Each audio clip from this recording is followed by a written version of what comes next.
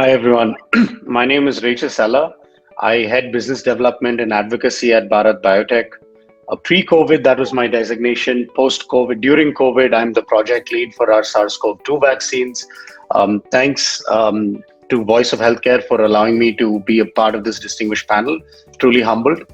A little brief on Bharat Biotech. We're a fairly young vaccine manufacturing company. We were set up 25 years ago. And in the last 25 years, we've developed 16 licensed vaccines. We have approximately 8 in the pipeline. We've recently developed the indigenous CoVaccine, which is a COVID-19 vaccine.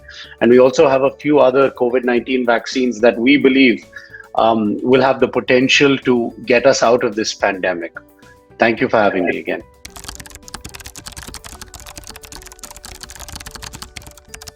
I would first like to say that Indian vaccine manufacturing companies together, all put together, supply 60% of the global demand. And as you know, usually vaccines are given to prevent infectious diseases, which are more prone in infants and children. So these are primarily pediatric vaccines that we supply to the world. Coming to developing a vaccine, almost every vaccine is a novel process on its own. You can't make a generic vaccine. It's nearly impossible because everyone has their own technology to apply to it and develop it. But however, there are vaccines that have been there in the market for 10, 20 or 30 years. And I would say there's a dichotomy right now with vaccine manufacturers where there are certain manufacturers that develop these vaccines that have been there in the market for the last 20, 30 years, where there's an established market. And then there are vaccine manufacturers that tend to develop new products for new diseases that don't have vaccines. I would like to proudly say that Bharat Biotech, our ethos is mostly about, we're an R&D driven company. Innovation is our second name. We've done this before. We've made indigenously developed rotavirus vaccine, which is a diarrheal disease that affects children. Approximately 2 lakh children die per year from this disease in India alone. So we've done this before with a huge amount of public-private partnership. What I mean by that, I'm referring to funding from the Gates Foundation or the US CDC or the NIH, and also with the All India Institute of Medical Sciences and various other universities. So that model has been established for a few vaccines, not only from Bharat Biotech, but also Serum Institute, Biological Advance, have all done these kinds of public-private partnerships to develop novel vaccines, so vaccines that are not in the market. So that ethos does exist in our system in India. What I suggest that what I see the future bestows upon us is that these things need to pick up. And I think with CoVaccine, which is an indigenously developed product, most of our raw materials are also sourced within India. We have a few exceptions that need to be imported to the country, but we're trying to be as sustainable as possible.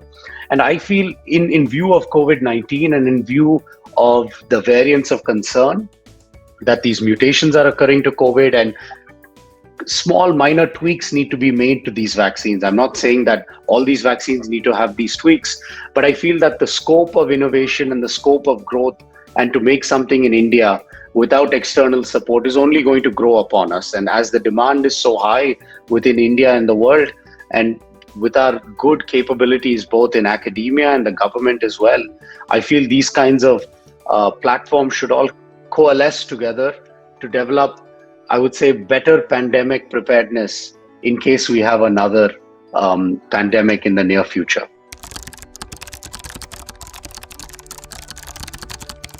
No doubt, it has changed. I can give you a case example of CoVaccine. What we had started in May, which was quite late to the first generation COVID vaccines, but with our collaboration with the ICMR and the National Institute of Virology in Pune, we were able to quickly co-develop this vaccine together. And there was constant data sharing. Usually vaccine companies are always hush-hush about their technology and they don't like to disclose such information because that's what makes us novel to develop this vaccine. As you know, it's extremely complicated to develop a biologic. But I think that open kind of transparency with a government-run organization was one of the prime reasons why we were able to develop this vaccine in short space. But I feel in light of COVID-19, I feel India knows that it needs to have a much better response, not only with vaccines, but with diagnostics and with therapeutics as well. So I feel us manufacturers, the private sector, should come forward with a proposal potentially involving the government. And also, I think it's very important to involve academia as well from India. We have really good universities here that that are still untapped, that still do not have dealings or joint projects or co-development projects with private organizations. So I feel this lays the foundation for things to improve upon, and I think we should really learn from the mistakes and be better prepared.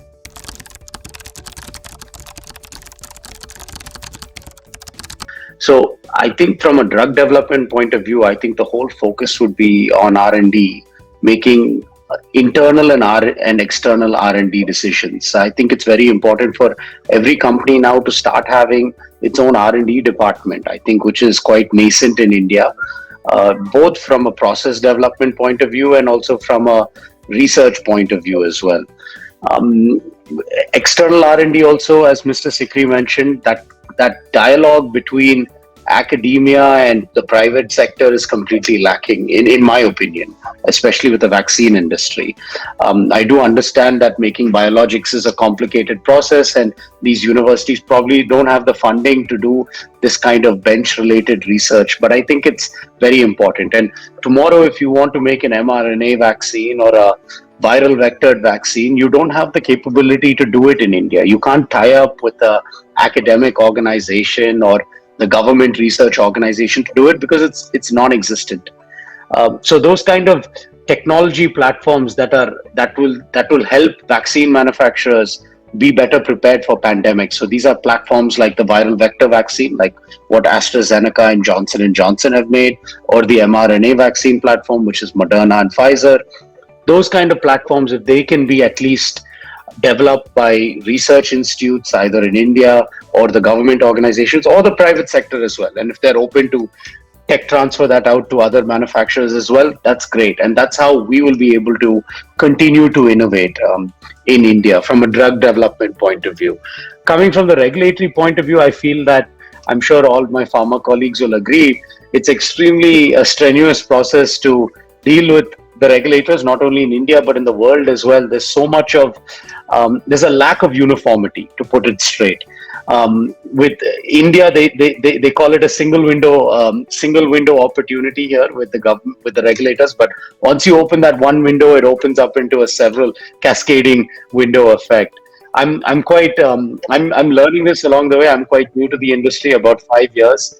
But what I've witnessed is that the regulation in India is far more stringent than even the WHO or the EMA related regulations. And I feel if that could be relaxed a little bit, if we could try to sync our regulatory expectations in India with the rest of the world, we'll be much quicker when it comes to rolling out vaccines. And I honestly feel that CoVaccine's timeline could have been expedited by at least 45 to 60 days if we had a little more of a relaxed regulatory expectation.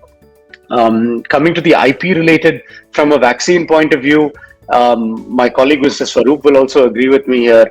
Vaccines are highly regulated technologies. Everyone has their own IP on vaccines.